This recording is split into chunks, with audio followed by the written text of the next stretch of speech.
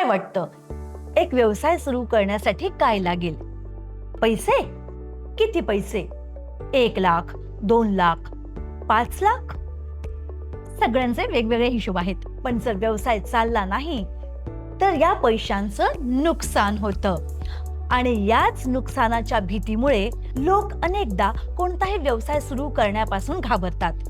पण तुम्हाला माहित आहे का, तुम्ही तुमचा व्यवसाय फक्त 10,000 रुपयांपासूनही सुरू करू शकता.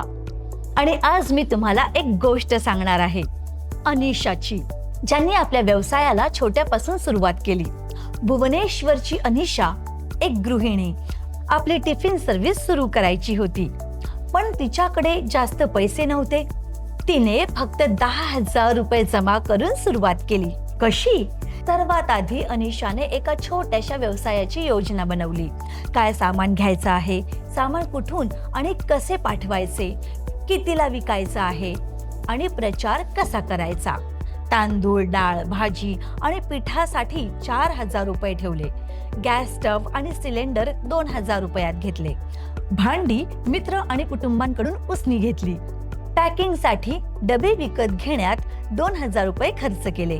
डबे पोहोचवण्यासाठी सायकल ओळखीच्या एखाद्याकडून उसने घेतली. उरलेल्या 2,000 रुपयांमध्ये शेजारी तिने जाहिरात लावली आणि व्हॉट्सअपवर प्रसार सुरू केला. तिने आधी आपल्या शेजारील 10 लोकांना डबे द्यायला सुरुवात केली. प्रत्येक जेवण डबा 60 रुपयाचा होता आणि 3 आठवड्यानंतर तिने फीडबॅक घेतलं. काहींना थोडी जास्त मिरची आवडली, काहींना कमी.